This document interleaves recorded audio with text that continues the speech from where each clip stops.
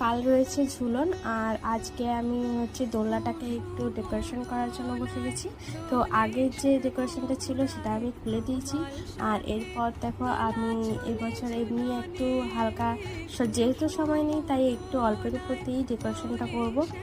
আর এই দোলনাটা না মূলত আমার বাবা নিজের হাতে বানিয়েছে বললে চলে, কারণ এই দোলনাটা আমাদের আগে যে একটা কাঠের সিংহাসন ছিল যেটা ভেঙে গেছে, সেটা থেকেই কিছুটা কাঠ নিয়ে এই দোলনাটা করা।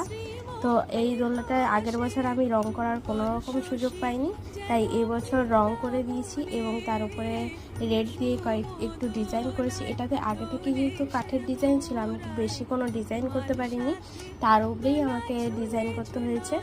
আর দেখো এইটা হচ্ছে আমার ফাইনাল লুক। এর থেকে আমি বেশি কিছু করার সুযোগ পাইনি। তো কেমন হয়েছে অবশ্যই বলো। তো টাটা, রাধে রাধে, সবাই অনেক ভালো।